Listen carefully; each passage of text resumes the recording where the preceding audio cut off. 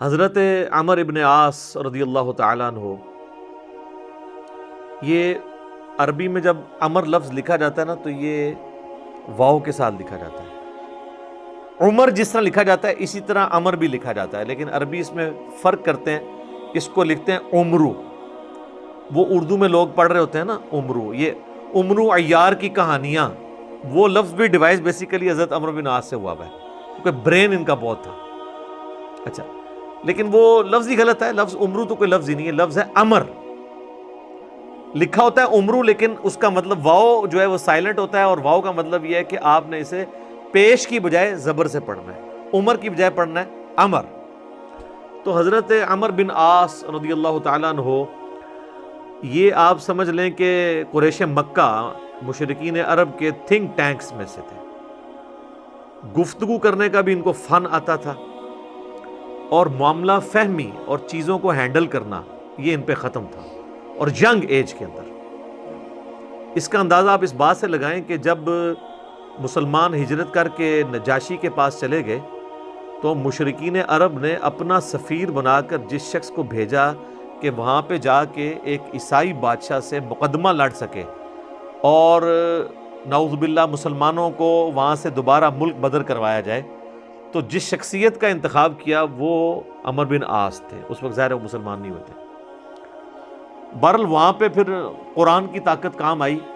حضرت علی کے جو بھائی تھے جعفر بن ابی طالب، انہوں نے سورہ مریم کی جب تلاوت کی نجاشی کے دربار میں، تو پھر اللہ تعالیٰ کی گفتگو کے سامنے بڑے سے بڑا بھی کوئی سفیر ہو، اس کی زبان کا اثر تو پھر ختم ہو جاتا ہے۔ تو نجاشی کی حالانکہ عمر بن عاص سے بڑی پرسنل دوستی بھی تھی، یہ بڑے ان سے تحفے بھی ان کے لیے لے کے گئے، وہ تحفے بھی اس نے واپس کر دیے۔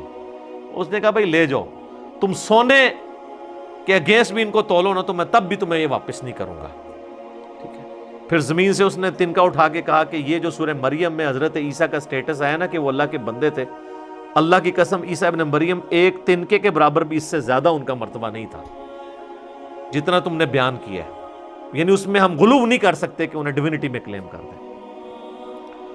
یہ سمجھدار لوگ تھے، یہ وہاں سے مایوس ہوئے۔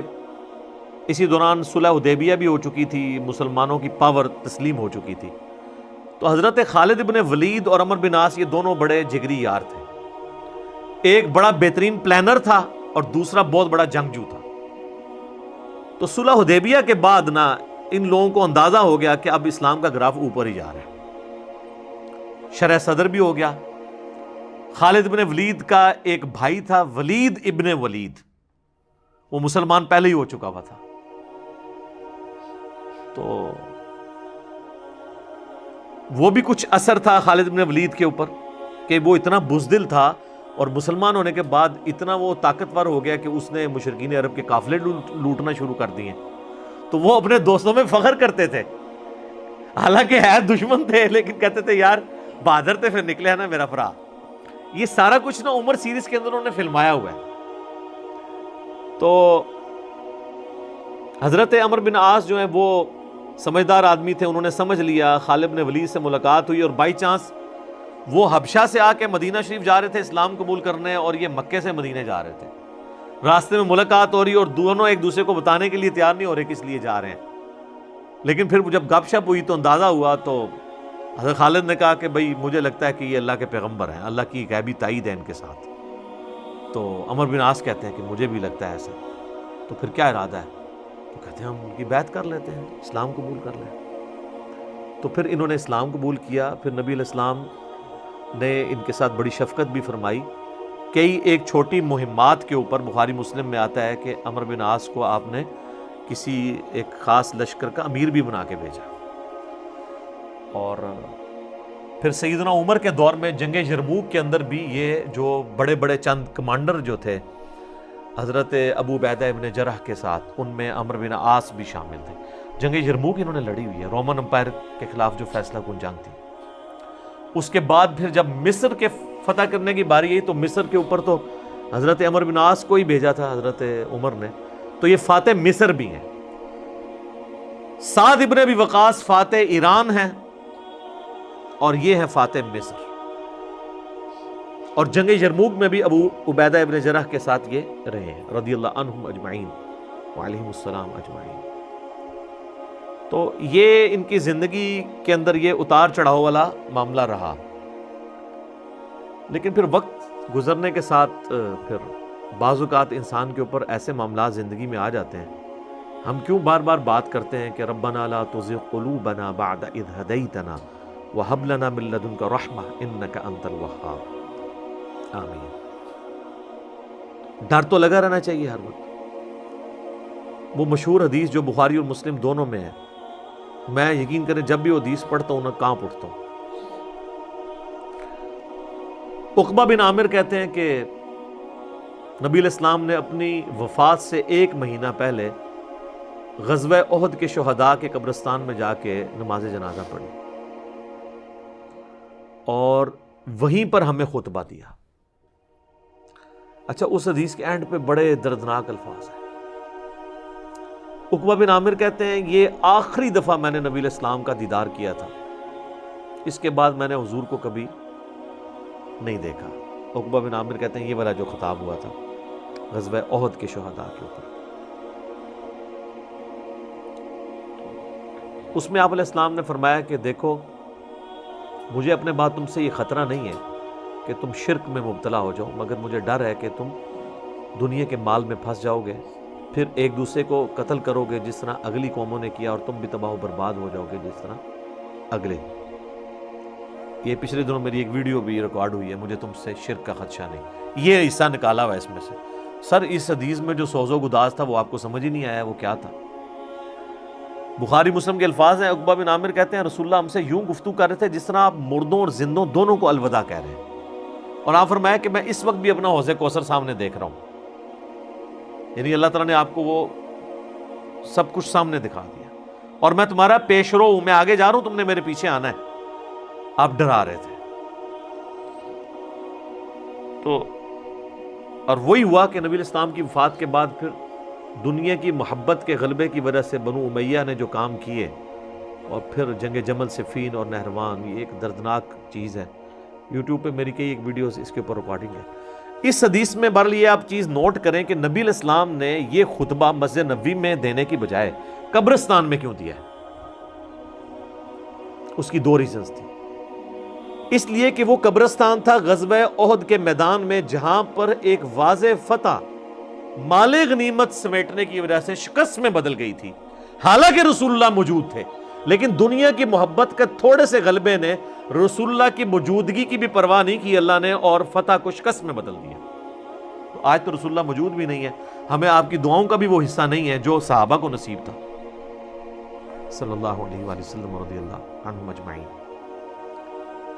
اور دوسرا نبی علیہ السلام یہ میسج دینا چاہ رہے تھے کہ غزوہ احد میں وہ لوگ اس قبرستان میں دفن ہیں جنہوں نے محنتیں کی ہیں، اور پھل ملنے سے پہلے ہی وہ اسی فقر کی زندگی میں دنیا سے چلے گئے۔ حضرت حمزہ ابن عبد المطلب نے تو اسلام کا گولڈن پیریڈ نہیں دیکھا نا، ان تو قربانیاں دی ہیں نا۔ آپ اس سے اندازہ لگائیں، یہ میرا اجتہاد ہے اور یہ درست ہے کہ اگر رسول اللہ کی وفات کے وقت حضرت حمزہ زندہ ہوتے تو پہلے خلیفہ وہ بنتے، کیونکہ غزوہ بدر اور احد کے اندر نبی علیہ السلام نے آرمی چیف ان کو بنایا تھا، ابو بکر عمر عثمان و علی ان کے انڈر تھے۔ تو حمزہ بن عبد المطلب تو شہید ہوئے احد میں، ان کی لاش کا مسئلہ ہوا۔ نبی علیہ السلام نے یہ بھی میسج دیا کہ یہاں پہ، اور پھر وہاں تو اتنی دردناک حدیثیں ہیں بخاری مسلم میں کہ کفن کے لیے بھی کپڑا نہیں تھا، سر چھپاتے تھے تو پاؤں ننگے ہو جاتے تھے کہ یہ صاحب کے، پھر گھاس ڈال کے ایک قبر میں کئی مردے دفنائے گئے۔ تو نبی اسلام یہ بھی میسج دے رہے تھے، کیونکہ آپ کو تو اللہ نے دکھا دیا نا۔ اسی حدیث بخاری مسلم میں آتا ہے کہ اللہ تعالیٰ نے زمین کے خزانوں کی چابیاں مجھے دے دی ہیں، اور جو بریلوی کہتے ہیں کہ حضور ہی سب کچھ بانٹ رہے ہیں، خدا کا نام ہے۔ اور میرے بھائی وہ بخاری مسلم میں باقی حدیث میں موجود ہے، وہ زمین کے خزانے رومن اور پرشین امپائر کے خزانے ہیں جو صحابہ نے فتح کرنے تھے، بیت المال میں آ کے جمع ہونے تھے۔ یہ تھا اس سے مراد کہ مجھے اللہ تعالیٰ نے عطا فرمائی ہے، مجھے اللہ تعالیٰ نے دکھا دیا ہے کہ میری امت کہاں تک پہنچے گی۔ وہ کئی ایک احادیث ہیں، آپ کو مشکات کی نا 30 جلد میں نبی علیہ السلام کے فضائل کے چیپٹر میں وہ مل جائیں گی۔ کئی لوگ ہمیں ای میل بھی کر رہے ہوتے ہیں یہ حضور کو جو چابیاں دی گئی ہیں تو پھر آپ جس کے پاس چابی ہے اس سے ہی مانگنا چاہیے۔ وہ یہ تھا، ٹھیک ہے، کہ وہ رومن اور پرشین امپائر کے خزانے مسلمانوں کو ملے۔ تو بہرحال اسی کی ایگزیکیوشن بعد میں ہوئی ہے، اور حضرت عمر بن عاص بھی اس، یعنی آپ سمجھ لیں سسٹم کا کسی درجے تک حصہ بنے، اور یہ میں ان پہ کوئی فتویٰ نہیں لگا رہا، وہ خود مانتے تھے کہ میرے ساتھ ایسا معاملہ ہوا۔ مجھے حضرت عمر بن عاص سے یہ چیز یاد ہے، بڑی رکت انگیز حدیث ہے جس میں ان کے قبول اسلام کا واقعہ بھی ہے۔ صحیح مسلم میں کتاب الایمان چیپٹر میں شروع ہی میں 321 نمبر حدیث ہے انٹرنیشنل نمبر کے مطابق، اور میرے یہ جو کربلا والا ریسرچ پیپر جس میں میں نے 200 احادیث جمع کی ہیں، اس کے اندر بھی آپ کو مل جائے گی، جنگ صفین کے حوالے سے میں وہ حدیثیں لے کے آیا ہوں۔ صحیح مسلم میں 321 نمبر۔ حضرت عمر بن عاص کی موت کا وقت جب قریب آتا ہے تو وہ دیوار کی طرف منہ کر کے رونا شروع کر دیتے ہیں۔ سر موت کے وقت انسان کو پھر اپنی زندگی میں کی ہوئی غلطیاں یاد آ جاتی ہیں، تو ان کا بیٹا ان کو تسلی دیتے ہوئے کہتا ہے کہ ابا جان، آپ تو نبی علیہ السلام کے قریبی ساتھیوں میں سے تھے، آپ نے رومن امپائر کی جنگیں لڑی ہوئی ہیں، جنگ یرموک، جہاد میں آپ شامل رہے ہیں، اتنے اتنے بڑے فضائل ہیں آپ کے لیے۔ تو حضرت عمر بن عاص اسے ٹوکتے ہیں، وہ کہتے ہیں کہ تم نے ایک فضیلت تو چھوڑ دی جو سب سے بھاری تھی ہمارے نزدیک، یعنی صحابی ہونے سے بھی بھاری فضیلت اس اعتبار سے، اور وہ ہے اس بات کی گواہی دینا کہ اللہ کے سوا کوئی معبود نہیں اور محمد اس کے رسول ہیں صلی اللہ علیہ وآلہ وسلم۔ تو انہوں نے کہا تم نے یہ چیز چھوڑ دی ہے، اصل چیز تو یہ ہے، ہاں جب یہ چیز حاصل ہو جائے پھر صحابی ظاہر ہے ایک بہت بڑی فضیلت ہے، لیکن صحابی بنتا ہی وہ ہے جو پہلے اس کلمے کا اقرار کرے۔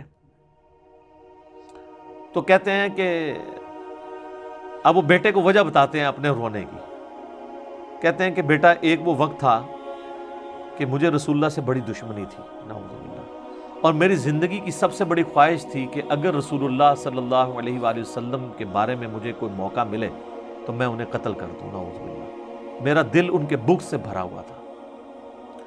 اے میرے بیٹے، اگر میں اس وقت مر جاتا تو سیدھا جہنم میں جاتا، لیکن پھر اللہ تعالیٰ نے میرا سینہ اسلام کے لیے کھول دیا، رسول اللہ صلی اللہ علیہ وآلہ وسلم کی محبت میرے دل میں جاگزی ہوئی،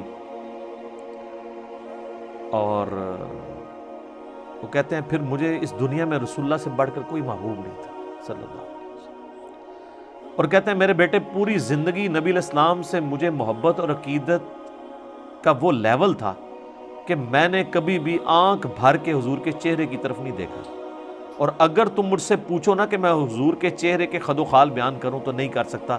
میں نے زندگی میں حضور کی ادب کی وجہ سے کبھی آپ کے چہرے کو نگاہ بھر کے بھی نہیں دیکھا۔ اوہ اور کہتے ہیں میرے بیٹے، میں اس وقت مر جاتا تو سیدھا جنت میں جاتا جب میں نے اسلام قبول کر لیا۔ اور پھر وہ ساتھ بتاتے ہیں، کہتے ہیں میں جب اسلام قبول کرنے کے لیے گیا تو نبی علیہ السلام نے اپنا دایاں ہاتھ آگے بڑھایا تو میں نے بھی آگے بڑھا کے پیچھے کھینچ لیا، اور میں نے کہا یا رسول اللہ، پہلے مجھے گارنٹی دیں کہ میرے پچھلے سارے گناہ معاف ہو جو میں نے اسلام کے خلاف کیے ہیں۔ تو نبی علیہ السلام نے فرمایا کہ اے عمر، کیا تجھے نہیں پتا کہ اسلام سابقہ کے سارے گناہوں کو معاف کر دیتا ہے؟ مقبول حج سابقہ کے سارے گناہوں کو معاف کر دیتا ہے، اور اللہ کی راہ میں ہجرت کرنا سابقہ کے سارے گناہوں کو معاف کر دیتا ہے۔ حضور نے میرے گناہوں کی معافی کی گارنٹی لی، میں نے اسلام قبول کیا۔ اے میرے بچے، اگر میں اس وقت مر جاتا تو سیدھا جنت میں جاتا، لیکن پھر میری زندگی میں ایک تیسرا وقت آیا، پھر مجھ سے وہ کچھ ہوا جو نہیں ہونا چاہیے تھا۔ یہ حدیث مسند احمد کے اندر بھی موجود ہے، صرف صحیح مسلم میں نہیں ہے، اس میں تو خیر اور بہت سارے الفاظ ہیں، وہ میں بعد میں وہ طریق بیان کرتا ہوں۔ کہتے ہیں بہرحال پھر مجھ سے جو کچھ ہوا، اب میں اللہ سے امید کرتا ہوں کہ اللہ تعالیٰ مجھے معاف کرے گا، آمین۔ جب میں مر جاؤں تو میری قبر کے ساتھ، میری لاش کے ساتھ، میت کے ساتھ کوئی آگ نہیں ساتھ لے کر جانی، اور نہ کوئی نوحہ کرنے والی عورت ساتھ لے کے جانی ہے، اور مجھے دفنانے کے بعد میری قبر کے اوپر پانی چھڑک دینا، جس طرح نبی علیہ السلام کی سنت ہے کہ آپ دفنانے کے بعد پانی چھڑکتے تھے، اور اس کے بعد میری قبر پہ اتنی دیر موجود رہنا جتنی دیر ایک اونٹ کو نہر کر کے اس کا گوشت تقسیم کیا جاتا ہے، یعنی کم از کم 2 گھنٹے تک، تاکہ میں اپنی قبر سے مانوس ہوں اور دیکھو میں اللہ کے بھیجے ہوئے فرشتوں کو پھر کیا جواب دیتا ہوں۔ یعنی اس سے حضرت عمرو بن عاص نے یہ بھی عقیدہ دیا کہ اسی زمینی قبر کے اندر حساب و کتاب ہوتا ہے، لیکن اس کو کوئی دیکھ نہیں سکتا۔ یعنی اگر ایگزیکٹ آپ کیمرہ فٹ کر دیں تو یہ جو کیپٹن عثمانی برزخی گروپ جو لوگ کہتے ہیں نا وہ کہیں اور قبر ہوتی ہے، تو حضرت عمرو بن عاص کا یہ عقیدہ نہیں تھا۔ یہ حدیث ان کے گلے کا کانٹا ہے، جب وہ ہم پیش کرتے ہیں وہ کہتے ہیں عمرو بن عاص کا تو ذہنی توازن آخری وقت میں بگڑا ہوا تھا، وہ تو بہکی بہکی باتیں کر رہے تھے، کیونکہ ان کے لیے تو وہ جو بھی باتیں حضرت علی کی فیور میں جائیں وہ بہکی بہکی ان کو لگتی ہیں نا۔ میں کہتا ہوں ان کا دماغ جتنا موت کے وقت کام کیا ہے نا پہلے نہیں کیا تھا، کیونکہ وہ تو اس وقت ہی ان کو احساس ہوا ہے۔ اس طرح کو پوری اپنی لائف سٹوری سناتا ہے جس کا دماغ چلا ہوا ہو، کدھر سے شروع ہوا ہے اور کدھر تک پہنچا ہے۔ اچھا، یہ حدیث مسند احمد میں بھی آتی ہے، اس میں جو ہے نا الفاظ ہیں کہ وہ گھبراہٹ کی وجہ سے نا دیوار کی طرف منہ کر کے روتے ہیں، تو ان کا بیٹا جب پوچھتا ہے کہ کیا آپ موت کے خوف کی وجہ سے رو رہے ہیں، وہ کہتے ہیں میں موت کی وجہ سے نہیں رو رہا، میں رو رہا ہوں اس بات کو کہ مرنے کے بعد میرے ساتھ کیا بنے گا، موت کے بعد آنے والے حالات کے بارے میں۔ یہی تو سر ہم آپ کو کہہ رہے ہیں کہ مرنے سے پہلے اے مسلمان کر لے اس پہ غور، کتابوں کا خدا اور ہے، بابوں کا خدا اور۔ اچھا، ایک اور طریقہ ہے مسند امام احمد میں اس کے ساتھ ہی کہ موت کے وقت جب انہیں گھبراہٹ ہوتی ہے نا تو وہ دیوار کی طرف منہ کر کے زاروں قطار روتے ہیں، تو ان کا بیٹا کہتا ہے کہ ابا جی آپ رو رہے ہیں، آپ کو تو نبی علیہ السلام اتنی محبت کرتے تھے، آپ کو ذمہ داریاں دیتے تھے، آپ نے جنگیں لڑی، آپ نے رومن امپائر کے خلاف جنگ یرموک لڑی، تو حضور کو تو آپ کو بڑی اہمیت دیا کرتے تھے۔ سر اس پہ آپ ذرا جواب سنیں عمرو بن عاص کا۔ وہ کہتے ہیں اللہ کی قسم مجھے پوری زندگی یہ بات معلوم نہیں ہو سکی کہ حضور مجھ سے واقعی محبت کرتے تھے یا صرف تالیف قلب کے لیے، میرا دل رکھنے کے لیے مجھے کبھی کو پوسٹ دے دیا کرتے تھے۔ لیکن 2 بندے ایسے ہیں جن کے بارے میں دل سے گواہی دیتا ہوں کہ رسول اللہ اپنی وفات تک ان سے محبت کرتے تھے، ایک ابن سمیہ عمار ابن یاسر اور دوسرا ابن ام عبد عبداللہ ابن مسعود۔ اب عمار بن یاسر ان کو کیسے بھول سکتا تھا، عمار کو تو مارا ہوا تھا انہوں نے صفین کے اندر۔ تو وہ کہہ رہے ہیں کہ حضور مجھ سے محبت کرتے تھے نا، تو مجھے نہیں لگتا کہ وہ اندر سے کرتے تھے یا میرا دل رکھنے کے لیے، بعض اوقات بندہ کسی کو oblige بھی کر دیتا ہے نا تعریف قلب کے لیے، لیکن 2 بندے ایسے تھے میں کہتا ہوں کہ حضور واقعی ان سے محبت کرتے تھے، ابن سمیہ اور ابن ام عبد۔ پھر عبداللہ بن مسعود کے بارے میں اور عمار بن یاسر کے بارے میں جب انہوں نے یہ بات کی نا تو ان کا بیٹا کہتا ہے کہ پھر انہوں نے دیوار کی طرف منہ کر لیا اور زاروں کے تار رونا شروع کر دیا، اور پھر ساتھ ساتھ یہ بول رہے تھے کہ اے اللہ تو نے ہمیں جن باتوں کا حکم دیا ہم نے وہ کام چھوڑ دیے، اور تو نے ہمیں جن چیزوں سے منع کیا تھا ہم وہ کام کرتے رہے، اب تیری مغفرت کے سوا کوئی چارہ نہیں ہے۔ اور پھر ان کا بیٹا کہتا ہے کہ بس یہی جملے وہ پڑھتے رہے کہ ان کی روح پرواز کر گئی۔ آخری ان کا کلام یہی تھا کہ اللہ جو جن کاموں سے تو نے روکا وہ ہم کرتے رہے، اور جن چیزوں کا تو نے حکم دیا ہم اس کی مخالفت کرتے رہے، تیری مغفرت کے سوا کوئی چارہ نہیں۔ تو اسی حدیث میں الفاظ ہیں کہ وہ جو میں نے بتایا مسند احمد والی جو حدیث ہے کہ میری زندگی میں جو 3 پیریڈ آئے اس میں انہوں نے پھر تیسرا کہا کہ پھر میں حکومتی معاملات میں، بادشاہت کے معاملات میں پڑ گیا۔ صحیح مسلم میں تو ایمبیگوس الفاظ تھے، مسند احمد والے طریق میں ہے کہ میں بادشاہت سے جا ملا، یعنی وہ ملوکیت والا وہ جو معاملہ تھا وہ اسی کو ہی رو رہے تھے۔ مسند امام احمد میں ایک حدیث ہے کہ جب عمار بن یاسر کی قتل کی خبر ملی جنگ صفین میں، تو ایک شخص آ کے عمر بن عاص کو بتاتا ہے کہ عمار قتل ہو گئے ہیں، تو حضرت عمر بن عاص بلند آواز سے پڑھتے ہیں انا للہ و انا الیہ راجعون، اور وہ بھاگتے ہوئے حضرت معاویہ کے پاس جاتے ہیں، وہ کہتے ہیں کہ معاویہ تو عمار کو ہماری فوج نے قتل کر دیا، عمار قتل ہو گئے، اور میں نے رسول اللہ سے سنا تھا کہ عمار کو ایک باغی جماعت قتل کرے گی۔ تو حضرت معاویہ بجائے یہ کہ رجوع کرنے کے عمر بن عاص کو کہتے ہیں کہ تو اونٹ کی طرح اپنے پیشاب میں پھسلتا ہے، یعنی تجھے خود یہ اس حدیث کا پتہ ہے اور تو خام خواہ اس کا چرچا کر کے لوگوں کو بتانا چاہ رہا ہے کہ علی حق پہ ہے اور ہم نہ حق ہیں. تو ہم نے اس کو مارا ہے، اس کو تو علی نے مارا ہے، نہ علی لاتا اس کو اور نہ وہ جنگ کے اندر قتل ہوتا ہے، یہ تو علی نے لا کے ہمارے نیزوں کے آگے اسے پھینکا ہے، نعوذ باللہ. اتنی باطل تعویل کی. اور المستدرک الحاکم میں اور باقی کتابوں میں حدیث کی ملتا ہے کہ جب حضرت علی کو اس کی خبر ملی نا تو انہوں نے کہا کہ پھر معاویہ یہ کہنا چاہتا ہے کہ حمزہ کا قاتل رسول اللہ تھے، کہ نہ وہ جنگ احد میں ساتھ لے کے آتے نہ حمزہ قتل ہوتا. تو جو شخص جس کی فیور میں قتل ہو رہا ہوتا ہے وہ تو اس کا قاتل نہیں ہوتا، مخالف ہی قاتل ہوتا ہے. تو پھر مسند احمد میں ایک اور حدیث ہے کہ عمار کے قتل ہونے کی جب خبر پہنچتی ہے نا تو حضرت عمر بن عاص کہتے ہیں کہ میں نے خود رسول اللہ سے سنا تھا کہ عمار کو باغی جماعت قتل کرے گی اور عمار کا قاتل اور مال لوٹنے والا آگ میں ہے. تو وہ جو شخص خبر لے کے آتا ہے نا اس کو بھی ہاتھ پاؤں پڑ جاتے ہیں کہ ایک میں ان کو خبر دے رہا ہوں، ان کو خود بھی پتا ہے، تو یہ لوگ کیا کر رہے ہیں. تو حضرت عمر بن عاص اس کی بھی تعویل کرتے ہیں. وہ کہتے ہیں حضور نے جو جہنم کے بارے میں فرمایا تھا نا وہ عمار کے قاتل اور مال لوٹنے والے کے لیے تھا، وہ ہمارے لیے نہیں ہے. اگرچہ ہم بھی جنگ لڑ رہے تھے لیکن ہمارے ہاتھوں سے تو نہیں وہ قتل ہوا. حالانکہ صحیح بخاری میں حدیث ہے عمار کو باغی جماعت قتل کرے گی. اور یہ حدیث میں نے بتایا ان کو پتہ بھی تھی. جماعت کے بارے میں الگ سے میں نہیں کہتا دوزخ میں جائے گی، اللہ اور بندے کا معاملہ ہے. تو انہوں نے کہا کہ یہ مال لوٹنے والا اور قتل کرنے والے کے بارے میں. اب مسند احمد میں موجود ہے کہ وہ صحابی صلح حدیبیہ کا صحابی تھا، ابو الغادیہ، جس نے عمار کو قتل کیا تھا، اور پوری زندگی پہ پھر وہ روتے تھے مجھ سے یہ کیا کام ہوا. تو اس پہ خیر ابن حجر اسقلانی نے بڑی کوشش کی ہے، انہوں نے بحث کی ہے کہ نہیں صلح حدیبیہ کی فضیلت اسے کور کر لے گی، امید ہے کہ وہ جنت میں ہی جائے گا جہنم میں پھیرا لگائے بغیر. تو شیخ البانی نے پھر اس کے اوپر گرفت کی ہے کہ نہیں، جو عام فضیلت ہوتی ہے نا جب کسی معاملے میں تخصیص آ جائے تو عام فضیلت اٹھ جاتی ہے. جب حضور نے فرما دیا نا کہ عمار کا قاتل اور مال لوٹنے والا جہنم میں ہے تو اب یہ ایک تخصیص آ گئی ہے. جب تخصیص آ جائے نا تو حکم عام اٹھ جاتا ہے اس شخص کے لیے، لہٰذا آپ یہ تعویل نہ کریں. شیخ البانی یعنی انہوں نے حق گوئی کا مظاہرہ کیا.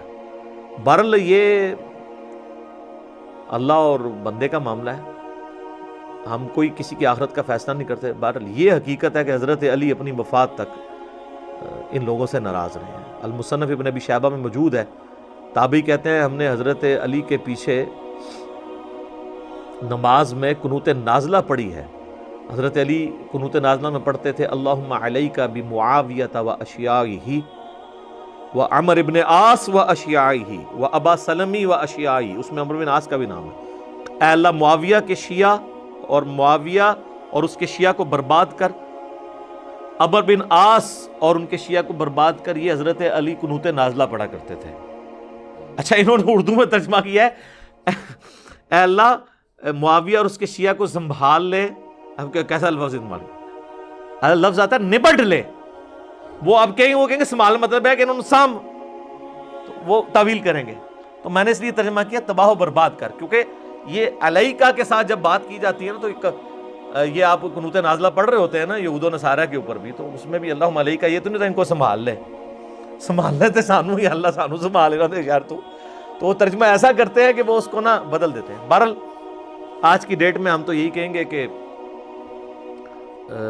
حضرت عمر بن عاص رضی اللہ تعالیٰ عنہ کا موت کے وقت رونا اور اللہ کی طرف رجوع لانا، اللہ تعالیٰ ان کی غلطیوں کا کفارہ اس کو بنائے. باقی انشاءاللہ تعالیٰ ایک تو چیز ہے، حضرت عمر بن عاص کے لیے مجھے مولا علی سے ایک گارنٹی مل گئی ہے. مصنف ابن ابی شیبہ میں موجود ہے کہ اہل صفین کے بارے میں جب مولا علی سے پوچھا گیا تو انہوں نے کہا کہ میں امید کرتا ہوں کہ میری طرف سے شہید ہونے والے تو جنتی ہیں ہی ہیں، میرے مخالفین بھی جنتی ہیں. پھر قیامت والے دن اللہ کی بارگاہ میں معاملہ میرے اور معاویہ کے درمیان طے ہوگا. تو میرے خیال ہے حضرت عمر بن عاص کو مولا علی نے پھر قنوت نازلہ کے بعد یہ فرما کے نکال دیا، اور آپ دیکھ لیں وہ روئے بھی بہت ہیں آخری وقت میں. میں ویسے جب بھی یہ حدیث پڑھتا ہوں نا پھر عمر بن عاص کے لیے میرا دل نرم ہو جاتا ہے کہ انہوں نے مرنے سے پہلے اللہ کی طرف رجوع لائے ہیں رضی اللہ تعالیٰ عنہ وعلیہ السلام. اذانیں شروع ہو جاتی ہیں. بقیہ کے سوالات انشاءاللہ اذان کے وقفے کے بعد انشاءاللہ.